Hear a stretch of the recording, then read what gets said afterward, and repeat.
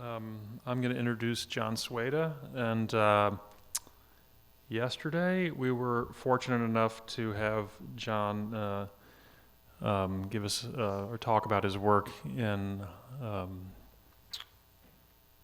the Media Lab library, and I gave a kind of long and drawn out personal anecdote about meeting Jon and about our affinities. If you're interested in that version of the introduction, it was posted to YouTube this morning. No, it actually wasn't. But so I'm gonna.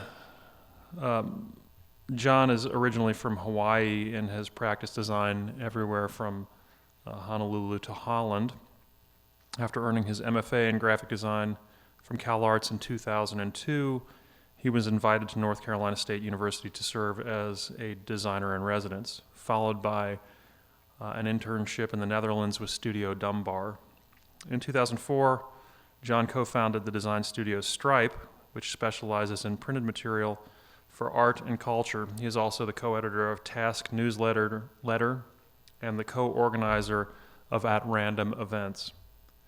Jon has lectured, taught workshops, and has been a visiting critic at North Carolina State University in Raleigh, University of Hawaii, the École des Beaux-Arts in France, Rutgers University, University of Missouri, St. Louis, University of Missouri St. Louis, Otis College of Art and Design, Art Center College of Design, SciArc, California Institute of the Arts, among others.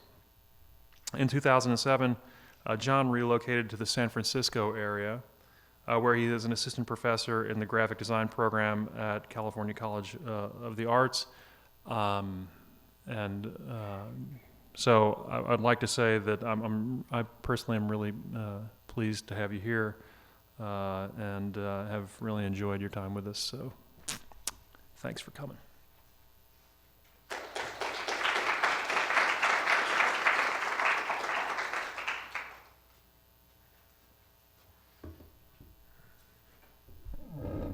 You guys hear me?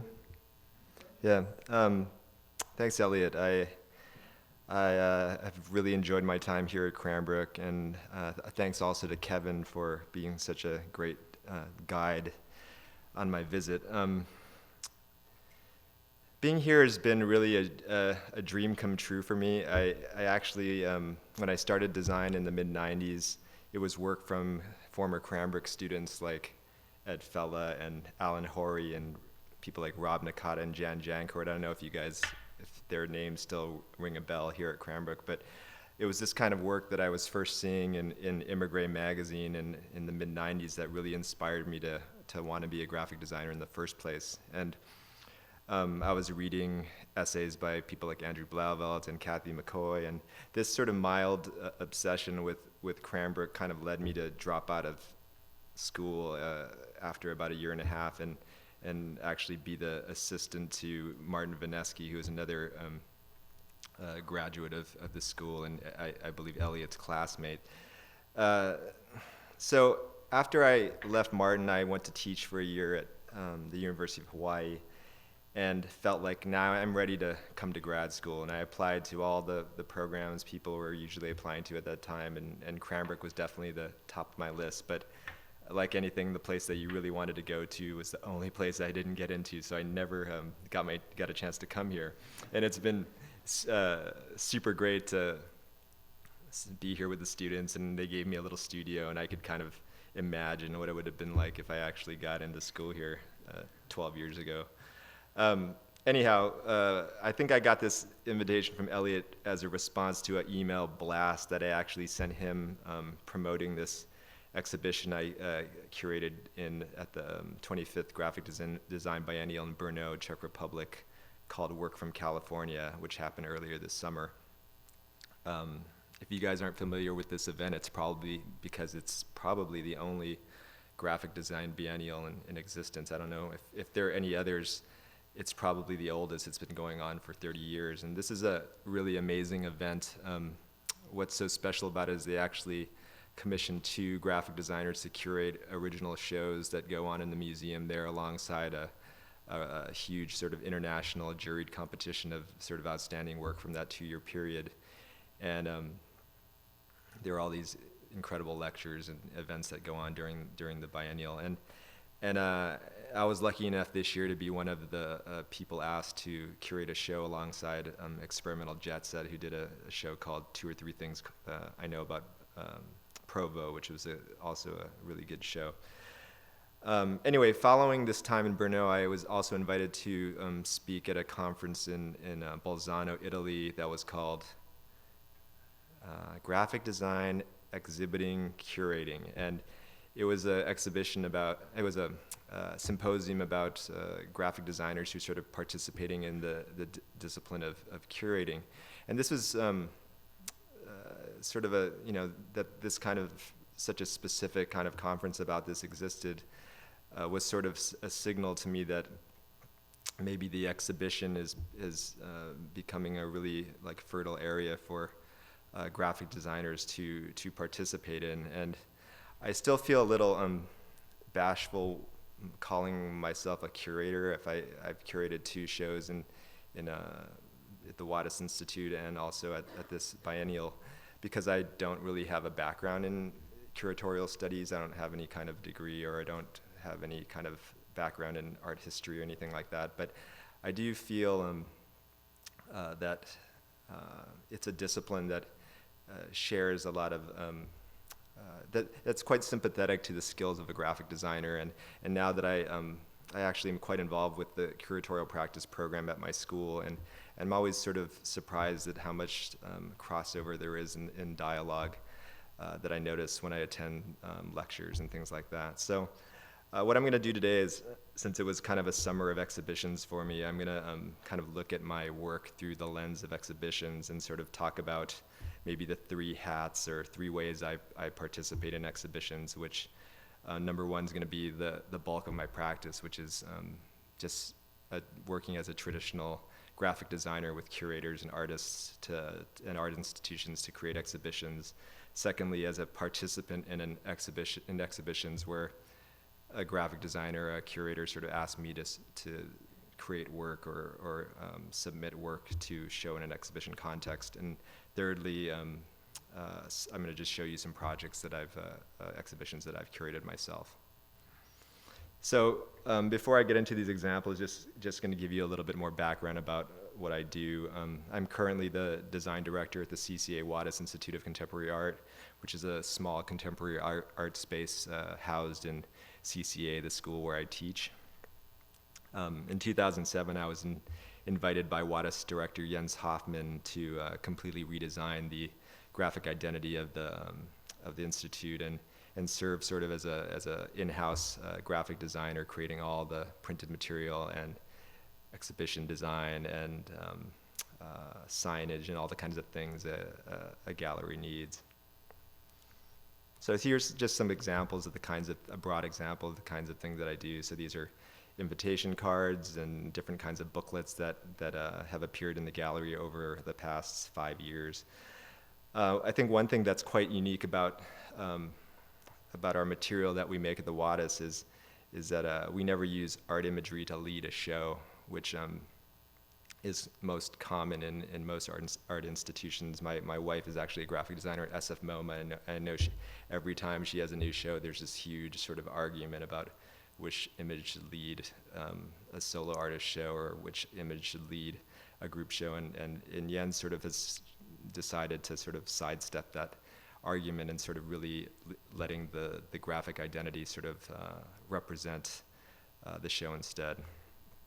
So for me, this sort of loss of imagery has really shifted my work away from the use of imagery and toward typography and the material qualities of printed matter. In the books I design, the important emphasis is on the physical dimensions of graphic design, the construction of graphic design that goes beyond the image printed on a piece of paper, but the piece of paper itself becomes the object or the message itself. So these are just some catalogs that I've designed over this period of time at the Wattis. This is a trilogy of exhibition based on iconic American novels. I'm going to talk about one of these later, more specifically.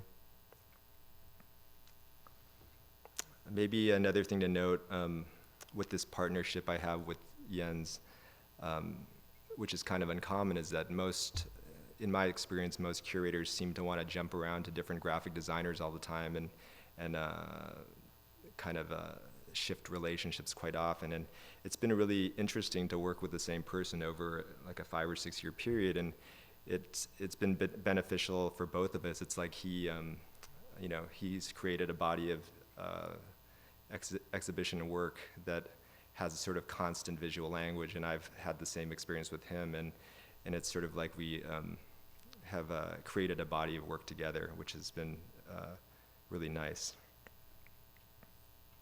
So here are just a few more catalogs I can show you and the kind of things that I do. Occasionally, I also work with artists to create limited edition works sold at the gallery. So this is a hat that I worked on with an artist named Mario Ibarra. It's basically just the graphic identity I made for him, and he liked it so much that he wanted to just put it on a hat that fit the size of his head, and that became his contribution. This is a kind of an ambiguous piece by the artist Chris Martin, which is basically a block of plexi with the words New Testament carved into the face and in his handwriting, and he wanted me to create this sort of slip cover for it. And so sort of the happy accident that happened was I don't think we expected this sort of refracting quality that happened once the block was slipped into the case, which I think in fact adds to the piece a little. So although I've worked on many exhibition identities and catalogs before my time at the Wattis, I never really had a chance to work on the exhibition space itself. And with the Wattis, I mean, with most institutions, I think the graphic identity sort of exists outside the gallery on a little board, and it totally remains separate and never invades or sort of informs what's in the gallery. And with the Wattis and with Jens Hoffmann, he has this approach where he wants the graphic language that I've created to really inform and sort of blur the boundaries between the artwork and the graphic design, which I think is quite a unique approach. And I think it's because he never came from a sort of curatorial background. I think he was a theater director before he became involved in contemporary art, and he really is interested in the staging of exhibition and the sort of theatrics of how a space can create an interesting context for art. So here's an exhibition called Blockbuster in Mexico City, where the exhibition was about how contemporary artists working in film and video have been affected by cinematic strategies found in the work of major 20th century filmmakers. And the graphic identity was inspired by the location of the exhibition in Mexico City, and became about these sort of silkscreen Mexican movie posters. And the space, the identity took on this really blockbuster or sort of huge scale. These are more graphic identity and signage for different exhibitions that I've worked on with Jens in the past 5 years. And I'm not going to talk about them in detail. I'm just kind of giving you an overview of the kinds of ways we approach exhibition spaces.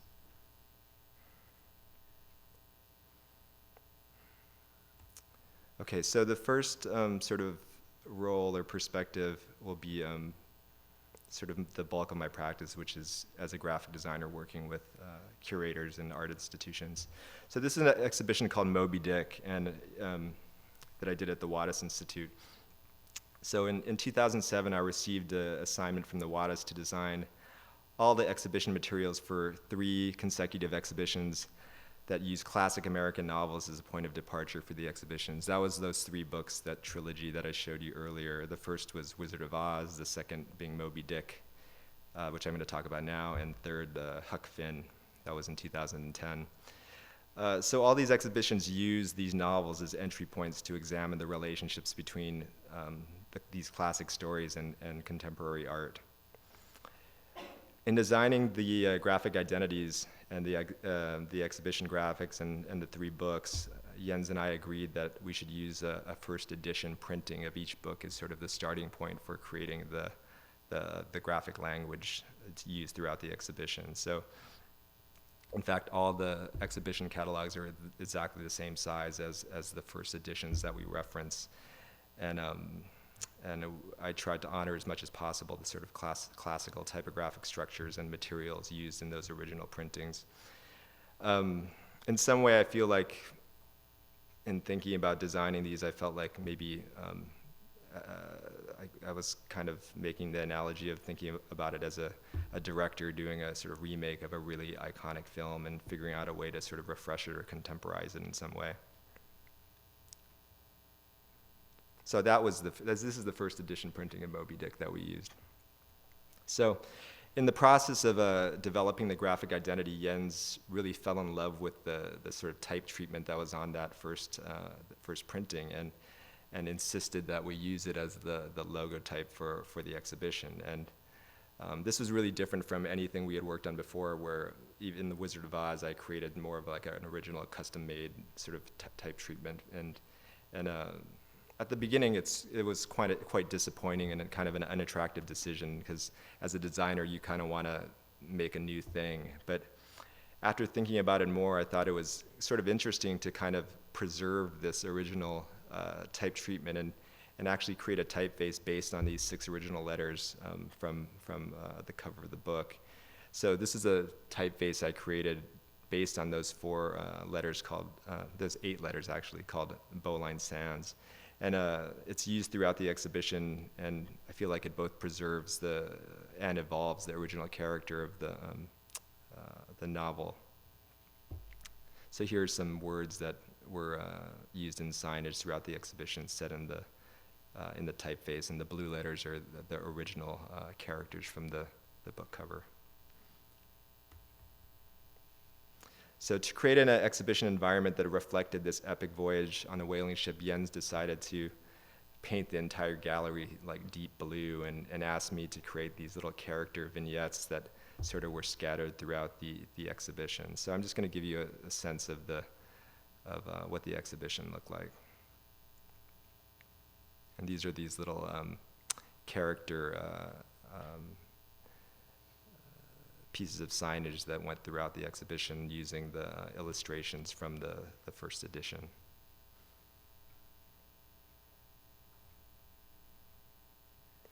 He also requested that I create this sort of wave graphic that ended up being the end pages in the book that were used as sort of transitional, sort of a transitional graphic. When you move through spaces, you can kind of see it through that back doorway. So this is the book. One of our strategies for all 3 exhibition was to sort of allow the catalog to remain a bit ambiguous at first glance. We didn't want it to shout that it was an exhibition. We kind of didn't mind that people might see it in a bookstore or on a shelf in a museum and think it might be a new printing of the novel. And only after like taking a look at it, you realize it's an art catalog.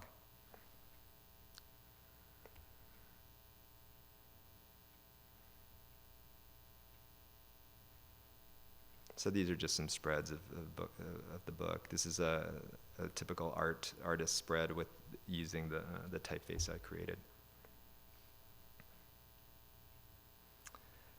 This is our second exhibition called Painting Between the Lines that we just finished this year.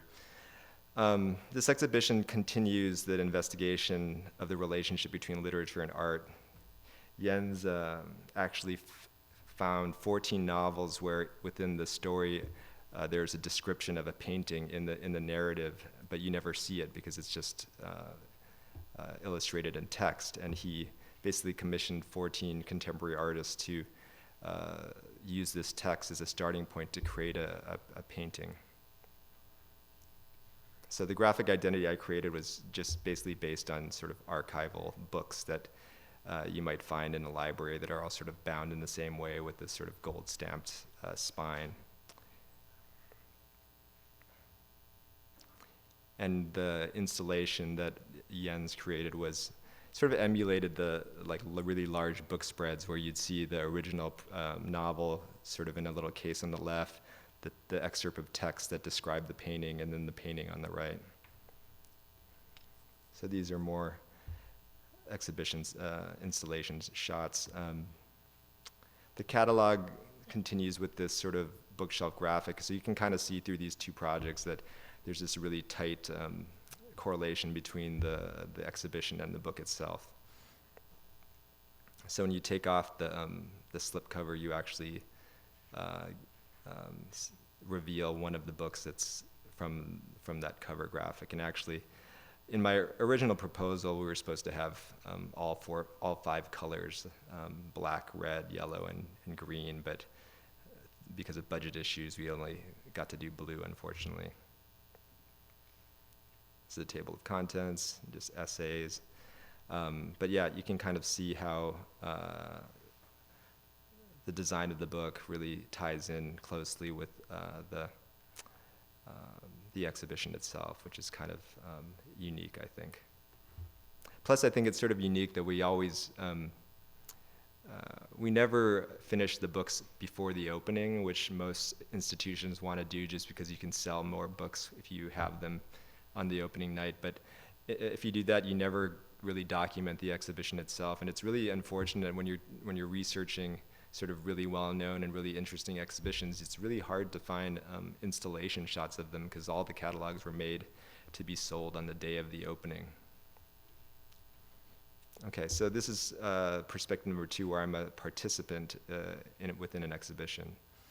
So this is a exhibition called Graphic Design the White Cube, and it was at the 23rd International Graphic Design Biennial in Brno.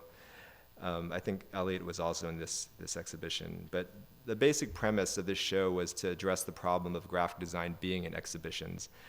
The main complaint people have always is that once you put a piece of graphic design in an exhibition context, it loses all of its context, and you can't really tell what its purpose was or what its original use was. And without that information, you can't really understand it.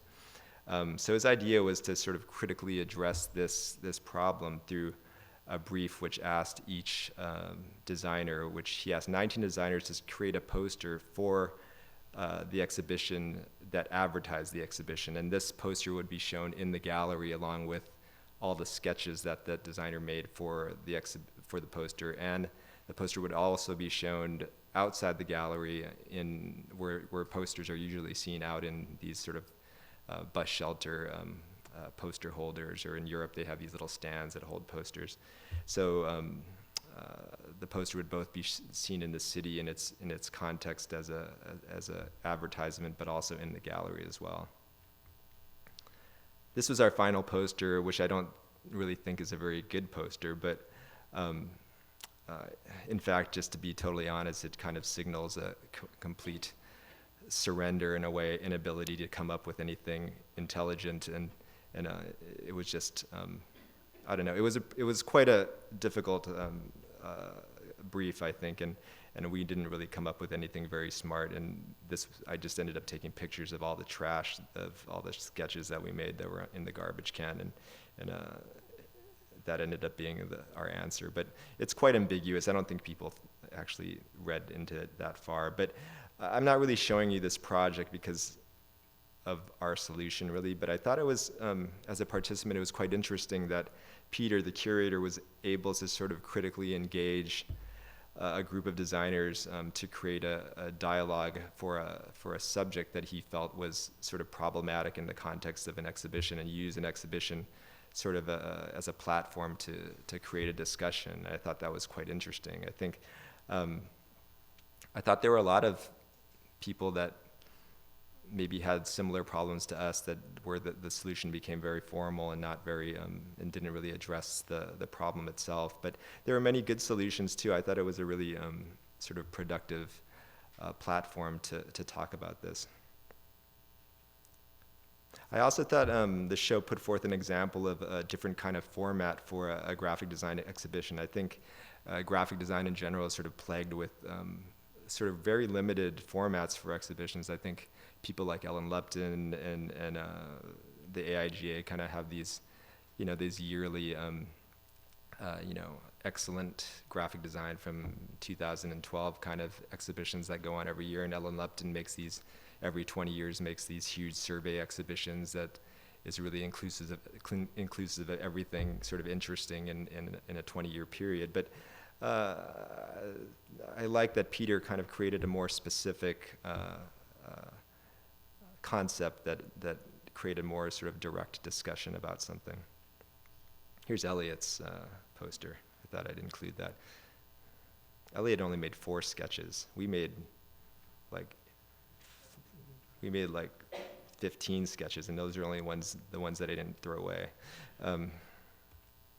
Okay, this is another exhibition that I was in called Getting Upper in Pasadena, and this was curated by a guy named Amos Klausner, and the exhibition was aimed to examine how typography, language, and communication continue to affect and be infected by the theories around deconstruction and the visual experience of graffiti and street art.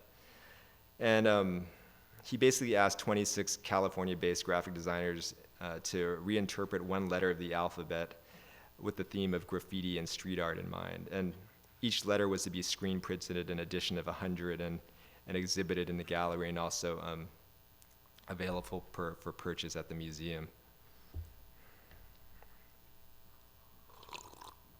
So this invitation was a little bit more difficult to say yes to than the previous exhibition, just because my work really has nothing to do with graffiti or street art, and I don't really know anything about much about graffiti or street art.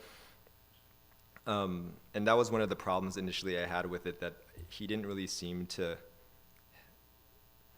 have a really strong point of view of why he was asking me or certain other people to be in the exhibition. So I was sort of like a little skeptical of the thing from the beginning. But I decided to do it. I read his essay. I researched street art and graffiti, and basically tried to.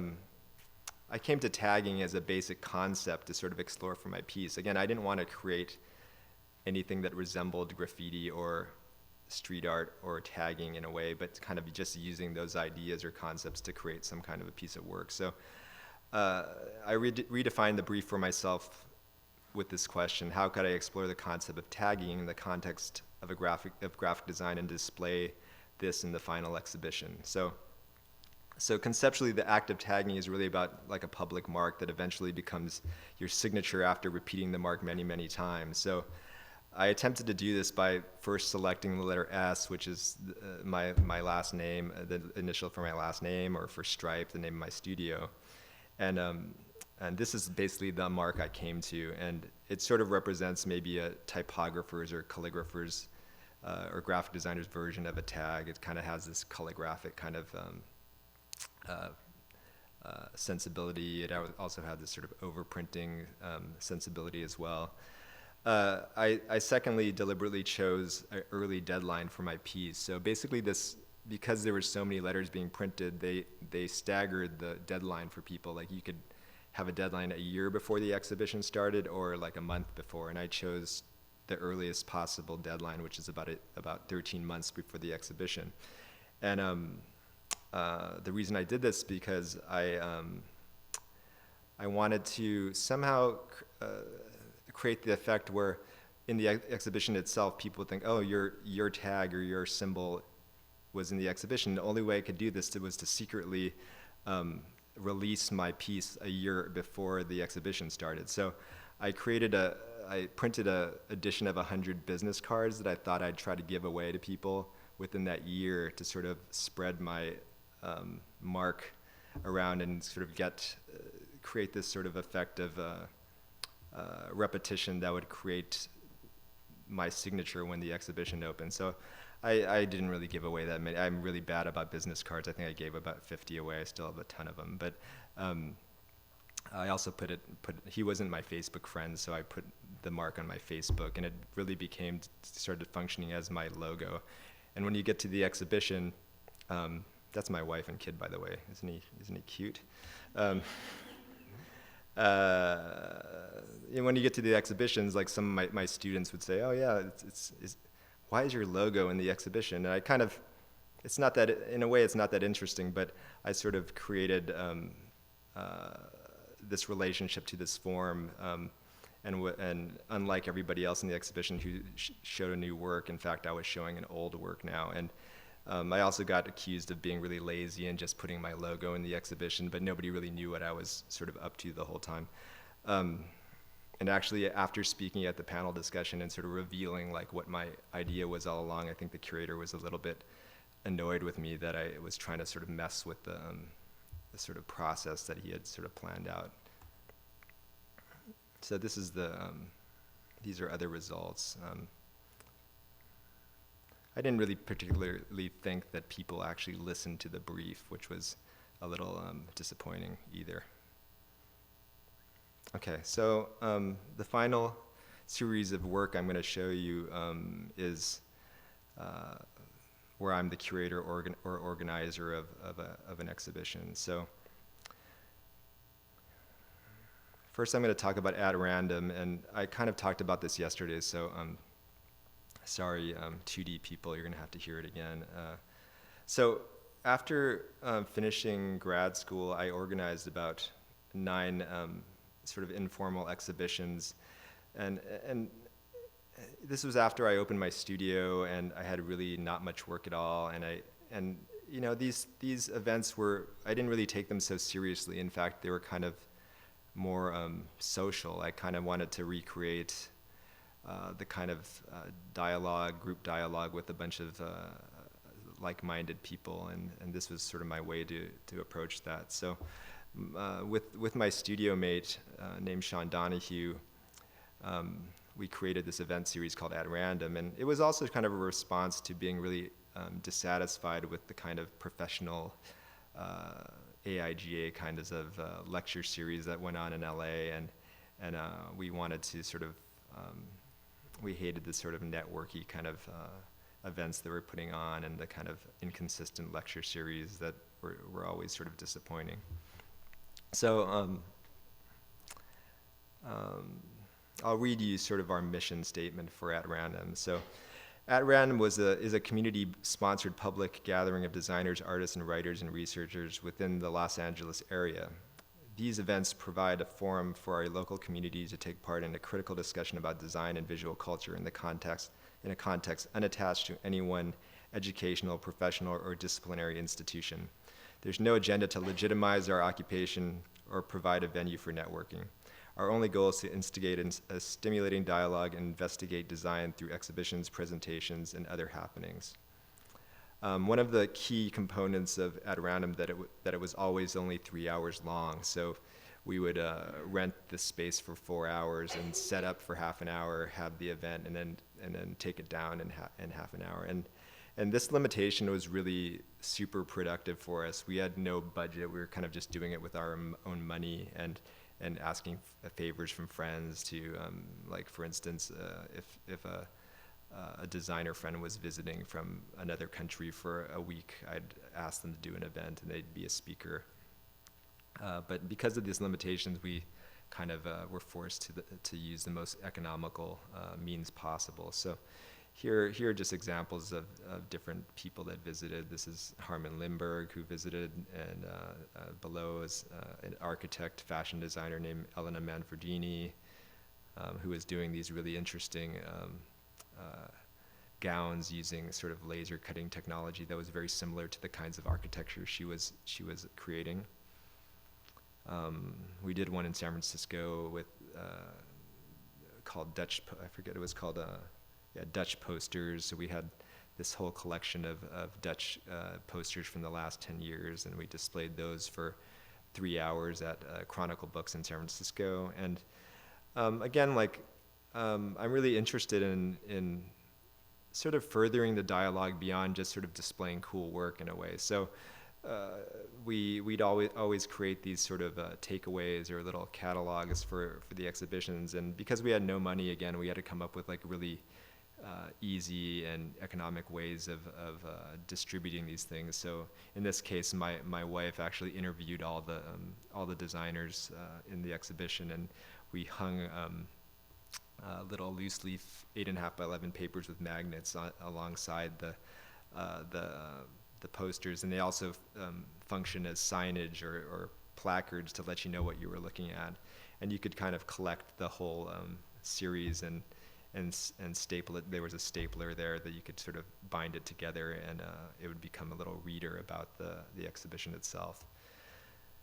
This is another exhibition we had in San Francisco for Richard Neeson. He's another Dutch designer, where we had an exhibition of his posters in a window of a architectural bookstore, and he gave a lecture in the store.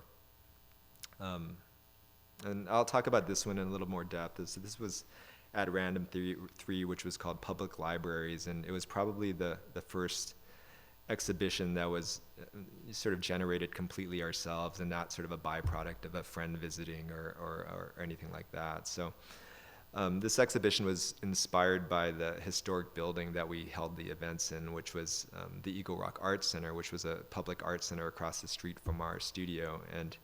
And originally, it was actually the Eagle Rock Public Library. So our idea was to turn this venue back into a library for 4 hours or 3 hours. And so the basic concept for sort of collecting these books that were going to be in the library was to ask each of our friends, or even designers were interested, to lend us 5 books that were sort of inspiring or influencing their practice. So it wasn't about showing like books that they each designed or anything. It was more about sharing information or sharing things that they were sort of investigating at the time. So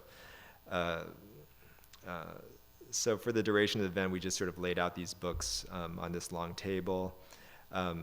There was sort of a performative aspect to it too. We had, we kind of wanted it to really feel like a library. So we had a sign that told you to sort of keep the noise down, and I had like my students walking around as librarians and telling people like shh, if it was getting too noisy. And I made everybody wear these white gloves. And that's Jeff Keaty, by the way. He's pretending to be a mime. There was a lot of making fun of the gloves, but you can see kind of some of the titles that were included here below. Okay, so again, we wanted to create a document that sort of recorded what we thought were sort of interesting publications that were displayed. And again, we had no money.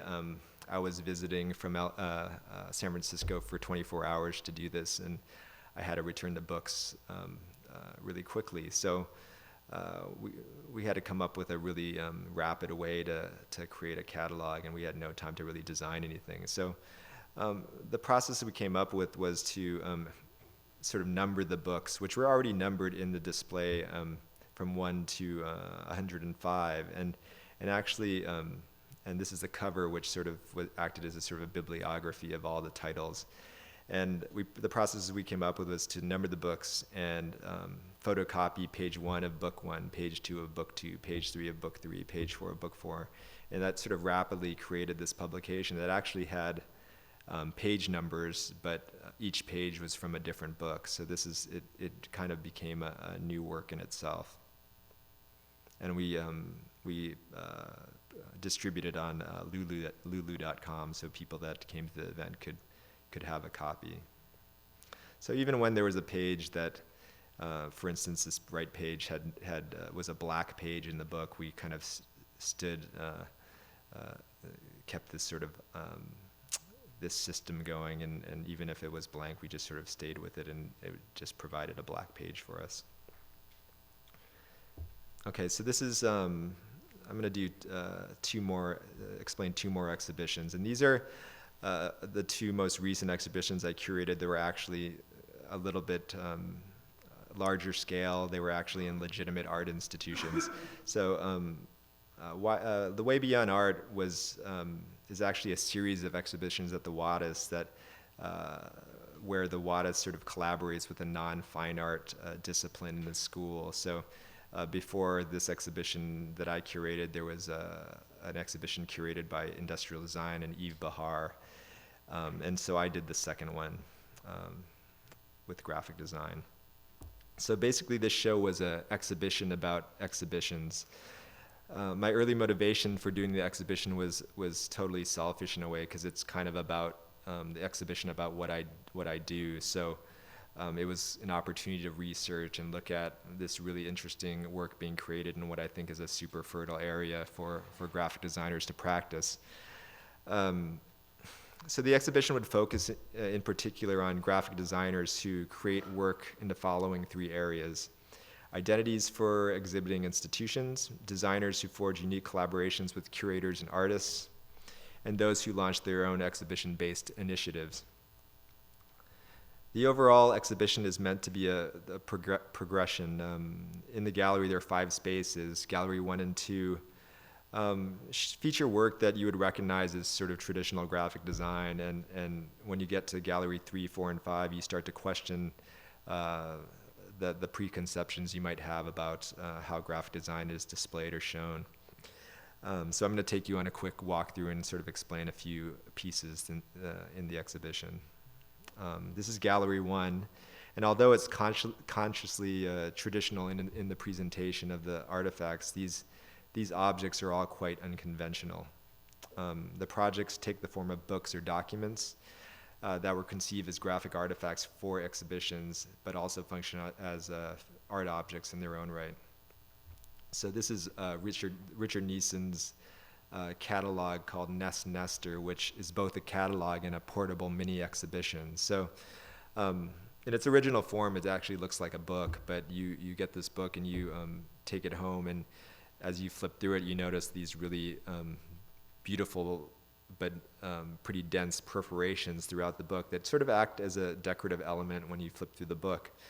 But there are these directions on the back page where you can actually sort of dismantle the book and create a sculptural piece that kind of resembles the work of the artist and becomes sort of a mini display of the exhibition. And you can kind of take it wherever you want and sort of have a little exhibition of that artist's work. So the second gallery is focused on contemporary graphic identity in an art context. So this looks at designers who work with galleries or even art biennials who've kind of rejected the idea of a logo in favor of an identity system that might fluctuate or shift or even disappear into the background. This work also had a bit of historical work in that I included the evolution of 2 really innovative identities, the Stedelijk and the Walker Art Center, which some of you might be familiar with. And you can, in this image, the Stedelijk is there on the left side and Walker on the right.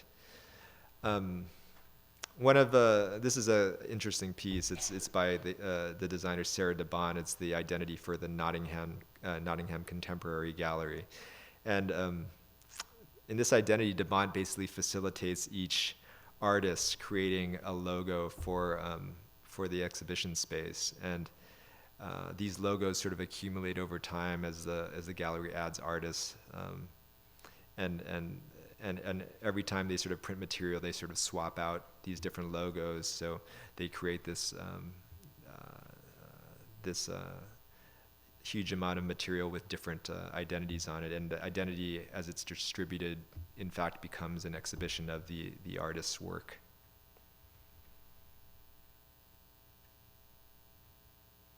These are just more images of the identity section. So the second part of the exhibition is a significant break from sort of traditional conditions of display. Gallery 3, 4, and 5 focus on graphic designers as curators of autonomous projects. Many of these pieces invite visitors to interact with them or complete the project in some way. Many of these exhibitions were recommissioned by me, so I would find these exhibitions that different designers already executed years before or months before, and I sort of asked them to come up with a new version that they could sort of redo in the context of the Wadis. So they became restaged and became kind of performative in this space. And this space was actually became kind of a flex space where we held lectures and things like that as well. So on the floor, you can see this furniture also by Sarah DeBont, the person who did that last identity. And this furniture was actually originally made for an exhibition called Radical Nature at the Barbican Center. This exhibition had themes of sort of art in the context of sustainability and ecology, and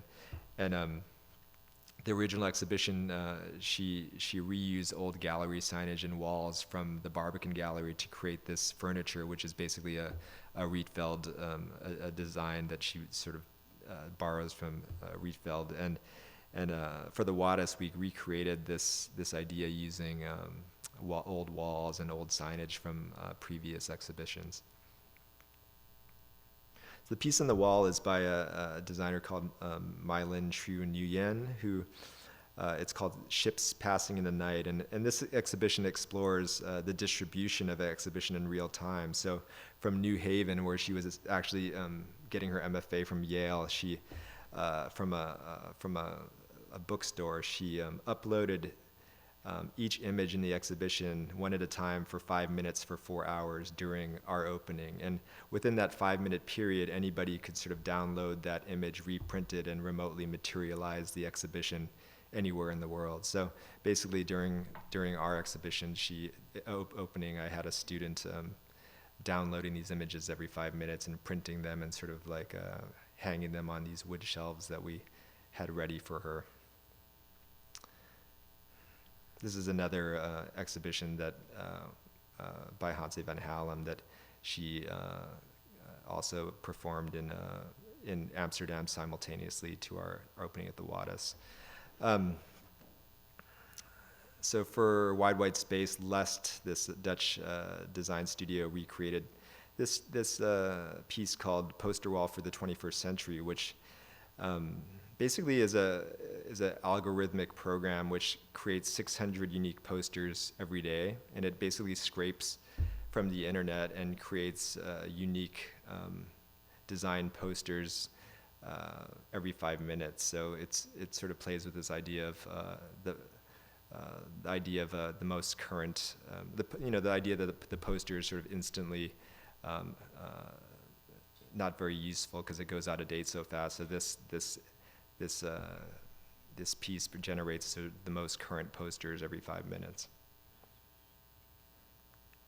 Okay, so the last gallery features pieces that sort of blur the line between graphic design and art. These are fragments of a bunch of exhibitions, and I think this is was the most sort of challenging gallery to sort of figure out what to do with, because it features little pieces of Sixth Exhibition. It features James Langdon's The Book Show, Zach Kai's Cozy Complex, Experimental Jet Set's Kelly series, Julia Bourne's Title of the Show, and Projects After Neurath, and Irma Boehm's Biography of Books. So this is a panel from Irma Boehm's Biography of Books, where she created like little thumbnail versions of every book that she'd ever designed. What was challenging about this idea of sort of creating, sort of combining little fragments of different exhibitions is how to sort of separate them or allow the viewer to sort of understand each piece separately. And what I did was to basically create this long vitrine down the middle of the exhibition that held all the printed material or gallery guides or catalogs from each of the pieces, and it kind of allowed you on a second read to sort of understand and separate each of these pieces. One of my favorite things in the exhibition was this piece by Julia Bourne, which is called Title of the Show, and she basically, it was an exhibition she did in Germany where about her own work, where she created these huge book pages on the walls of the exhibition space, as you can kind of see here, and basically the catalog became these photographs of these of the wall installation and put in a book form itself. So it sort of blurs the boundaries between the exhibition and the documentation.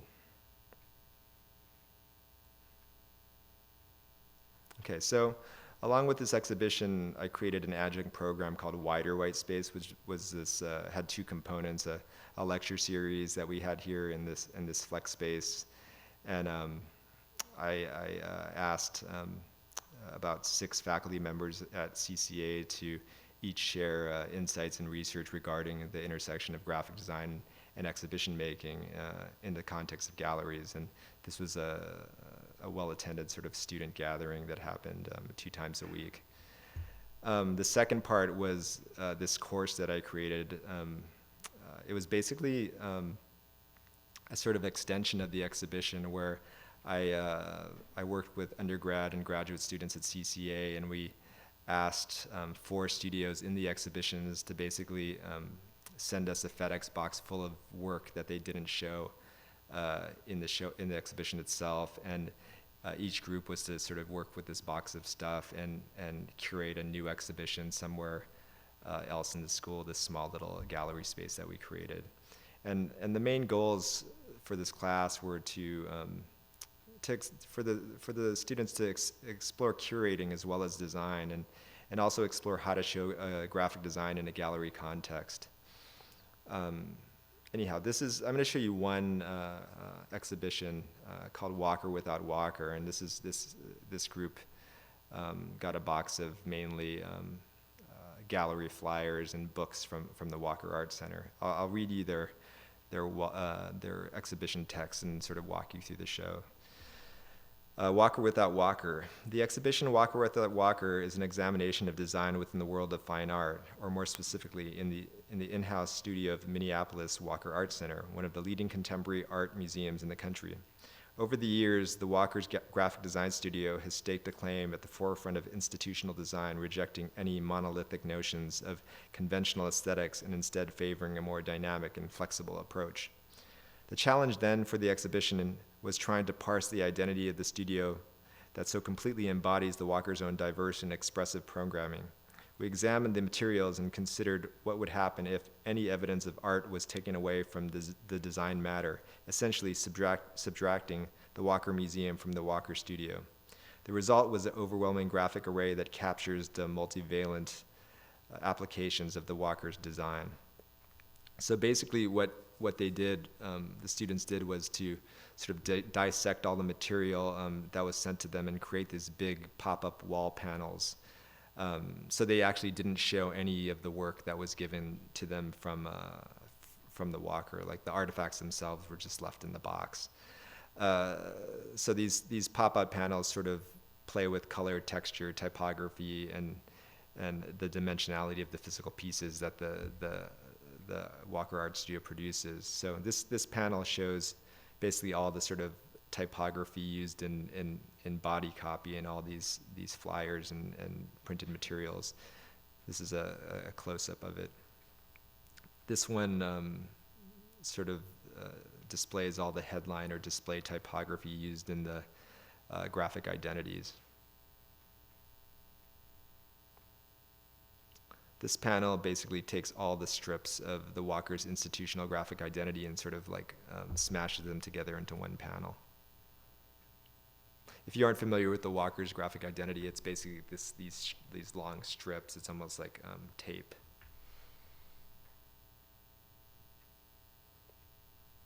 And finally, the illuminated art images were placed in vitrines and piles, sort of mimicking the act of physically removing the image from the graphic work. So these are these piles of all the images that were on all the flyers and things like that.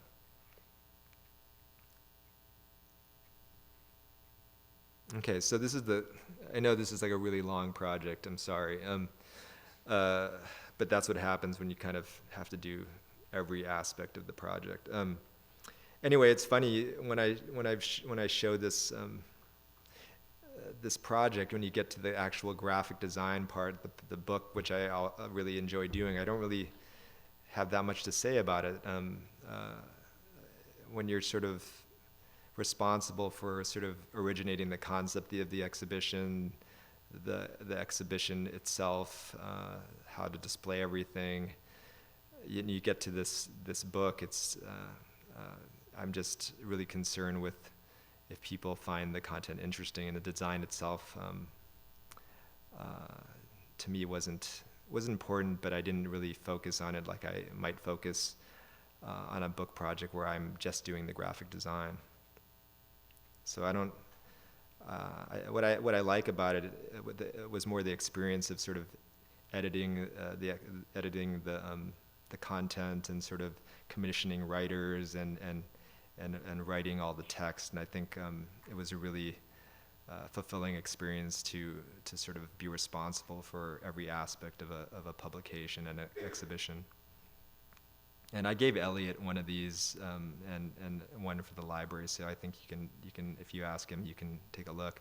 And actually, what's maybe special about the catalog is this sort of wider white space section of the book that sort of documents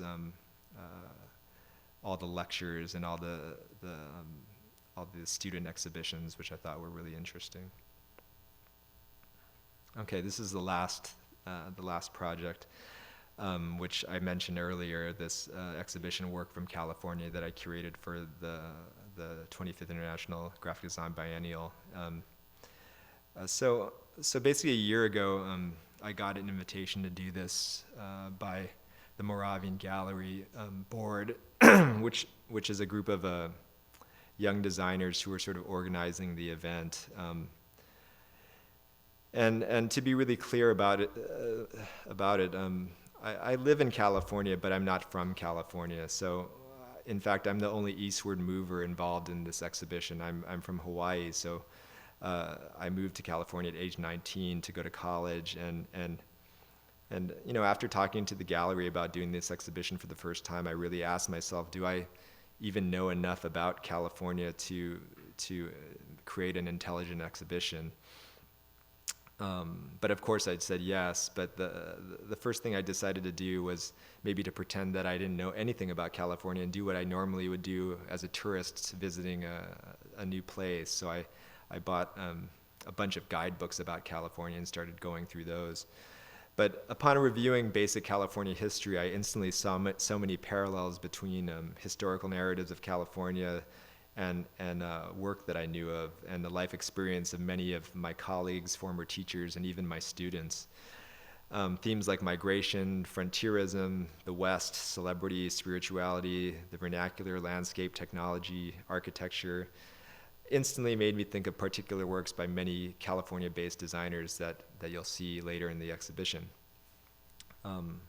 So adapting this idea of how cultural histories and conditions of a place are intertwined with the activities and behaviors of its residents, I wanted the exhibition to examine how location and context affects visual production and vice versa.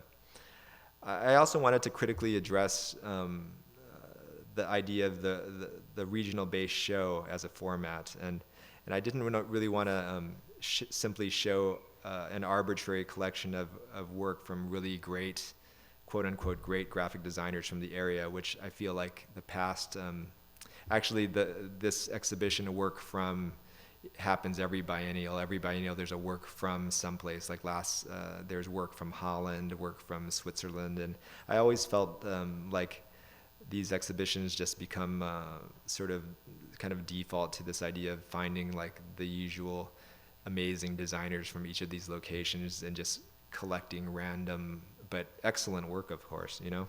But I kind of want to figure out a way to address this idea that I thought was sort of problematic. So based on this premise, I made some restrictions for myself in the selection of work.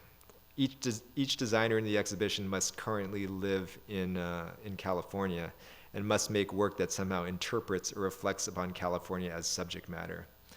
The goal being to create an exhibition that might function as a portrait of California through the lens of graphic design.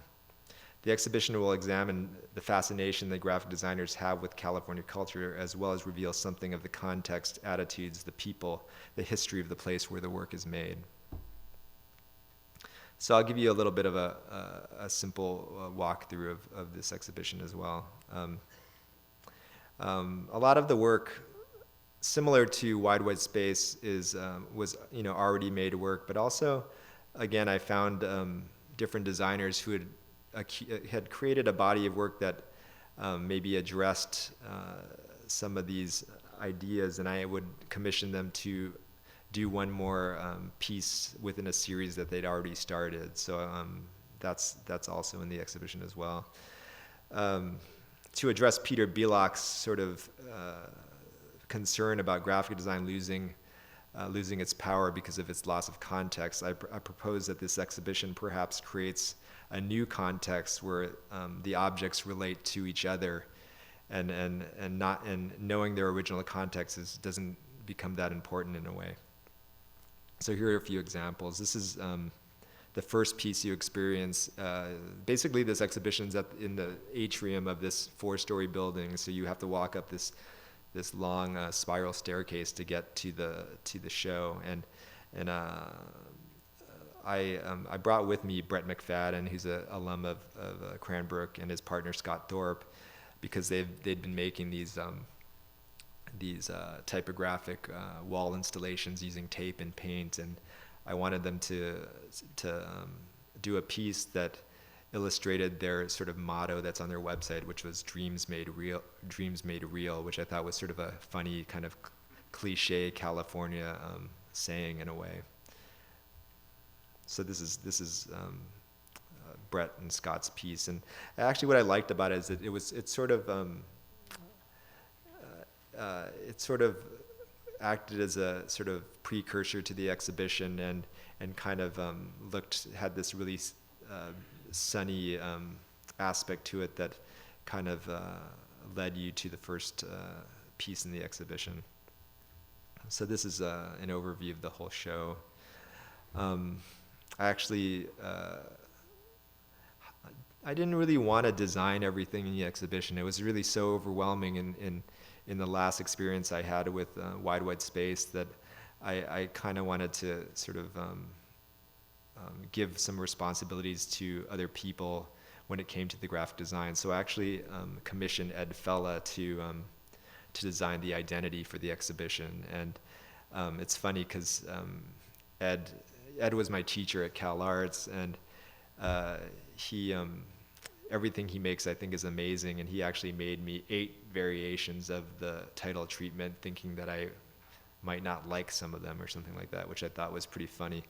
But what I really liked was he sent me the paste up. I don't know if you're familiar with his way of working, but Ed's like an old school commercial artist who really letters everything by hand, and he doesn't have any sense of new technology. He actually has a waxer, and he like waxes the back of his drawings and sort of collages them together manually. And I asked Ed to letter work from California in both Czech and English, and so you see those CAs on the bottom were basically how he made these extra letters that you would replace on the Czech version to make it bilingual. But I kind of like this sort of weird, awkward bilingual alignment that he made, and actually just framed his paste up and used it as the title treatment for the exhibition instead of making some kind of big giant vinyl.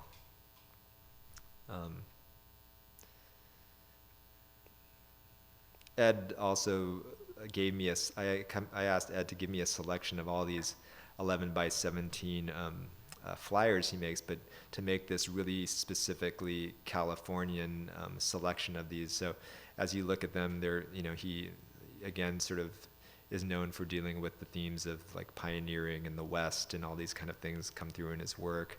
I also wanted to show stuff that work from designers that people had never seen. So Ed also, most people know this Letters on America book where he has lots of Polaroids of typography.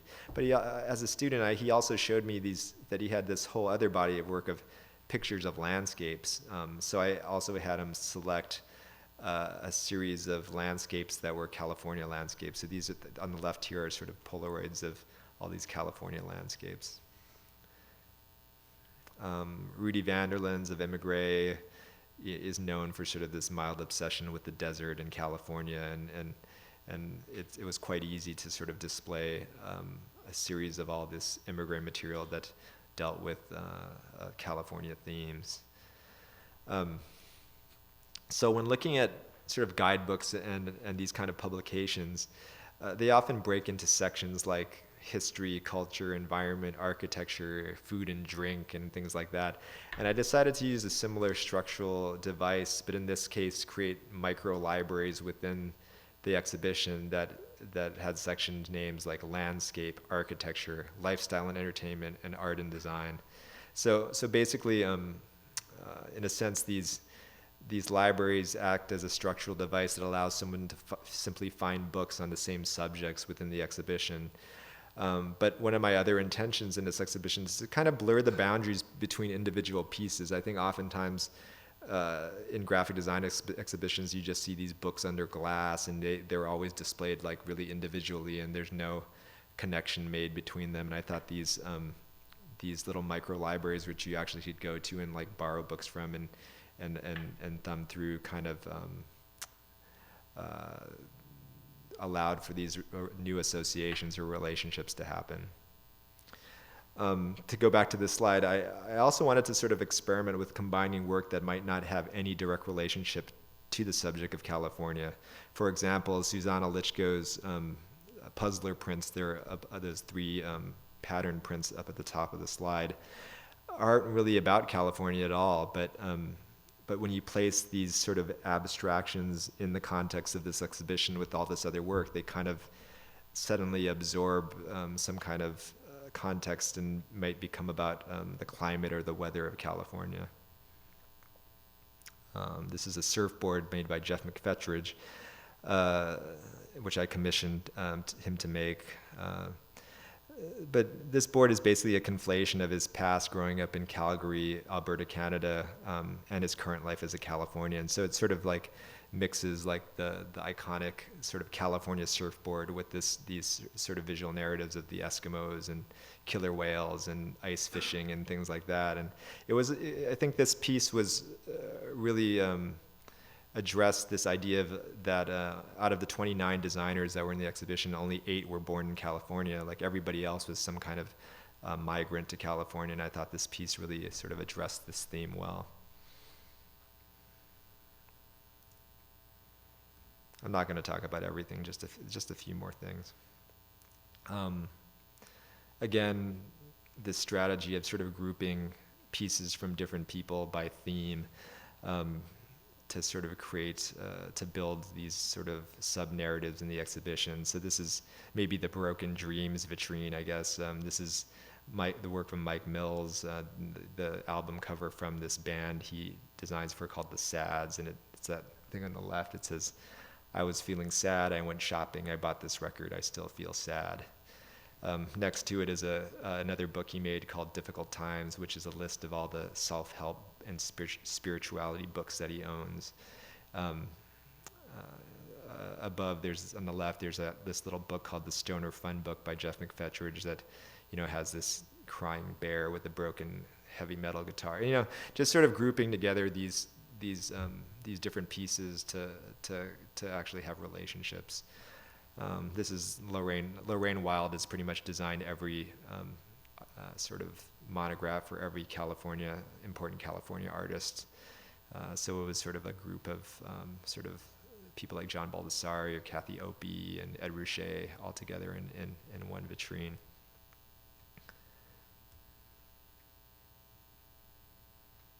This is this is another work that maybe had nothing to do with California, but was made by a student of mine at CCA, a piece called Woods of Wisdom, where he made these little wood placards, and he designed this custom typeface that gave people bad advice.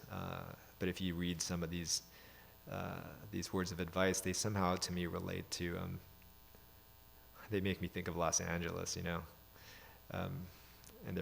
I thought they were quite funny. But again, putting them in this context made you sort of relate this advice to a area maybe.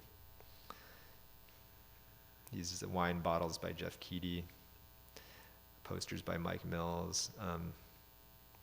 This piece is like this by Christopher Simmons, San Francisco designer. It's this caution tape that says everything is okay, and I thought that was sort of like this funny irony that seems very like a laid-back Californian, this sort of usual signifier of something bad happening, but it just kind of says, yeah, everything's okay. And I sort of wrapped it out throughout the exhibition and wrapped the final vitrine with it. That's Brett McFadden just hanging out.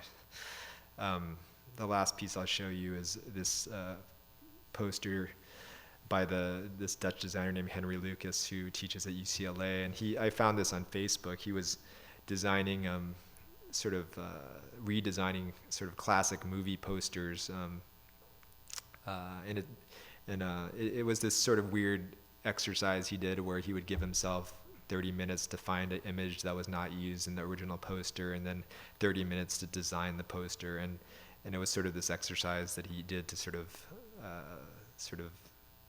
make him better, sort of quicker as a designer, or sort of test his typographic abilities. So he produced this little free newspaper that showed all these sort of Hollywood movies there. Or he picked, for this exhibition, he picked Vertigo because of it. It was sort of a San Francisco movie. It was also kind of funny because right behind this there was a spiral staircase that looks almost exactly like this view right behind it, which is kind of a happy accident. So these are all the posters. Lastly, the sort of supplemental material, like I made a bag, a little tote bag, because for a biennial you need to have a tote bag. Without a tote bag, it's not really a biennial. But I kind of took this idea of the tie-dye or rainbow blending of colors. To me, had this positive association with California, and it made me think of sort of the endless summer poster or surfing or something like that. And I kind of used this as a theme throughout the exhibition material. So this is like one side of the bag. The other side of the bag looks. The other side of the bag is like there's the sunny side and the ocean side, depending on your mood.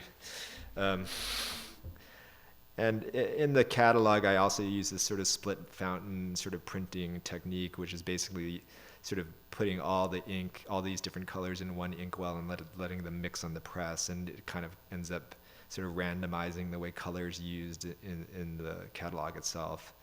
These aren't the colors. This is another time I did it. I didn't get to press check this actually, but this is the catalog. I did I did the sunny and ocean covers as well. This sort of, the way I constructed the book, I didn't have it trimmed, so it had this little fan edge that you could kind of see this sort of rainbow aspect of the book. And the content of the catalog includes interviews that I conducted with all the participants discussing how practicing in the context of California had affected their work. And it was really interesting to hear the responses of, graphic designers from many different generations.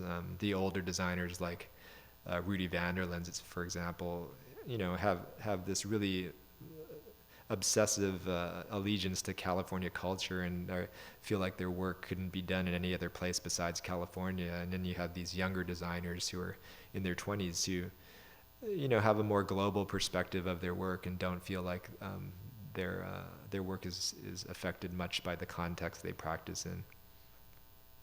So this is the catalog, and you can kind of see this sort of random rainbow effect throughout. And I intentionally designed it in like a really boring way to sort of let that split fountain sort of effect kind of come forward. It's funny when I end up doing these exhibitions and I'm in charge of everything, all parts of the content, that I really design really boring catalogs in a way. I don't know. It's sort of weird. It's sort of like the other end where you don't understand why your client always wants you to sort of make everything a little bit more straightforward. And in this case, I'm sort of both, and I find it sort of changes how I approach making this stuff. Okay, that's it. Thanks.